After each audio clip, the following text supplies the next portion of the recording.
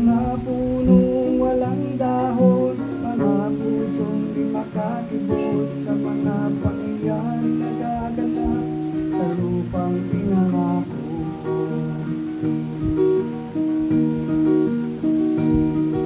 Mula nang makita ko ang lupang ito, nakita ko rin ang munting apoy sa puso ng tao.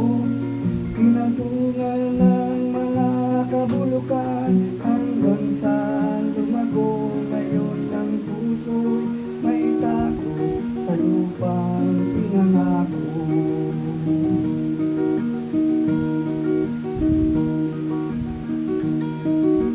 Lapit mga kaibigan at makinig kayo. Ako'y may dala-dalang balita galing sa bayan ko. Nais kong ipamahagi ang mga kwento at mga pangyayaring nagaganap sa lupang pinangako.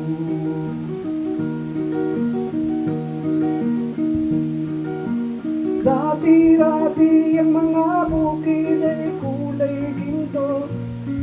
Dati-dati ang mga ibon sinlayan ng tao.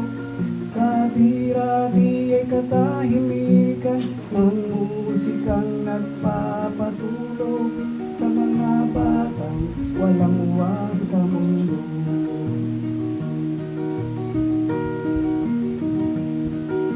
Ngayon ang lupang pinangako ay nagsusumamo. Patakan nyo ng luha sa puso ng tao. Tingin nyo ang mga sigaw ng mga puso ng tao'y kung inyong dadamin, di kabilang sa inyo. Doon na mga kaiksunan, magpaminaw ka mo.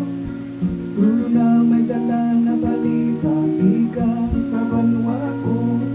Gusto ko na ipaibalo ang mga istorya na nagagaita ko sa banwa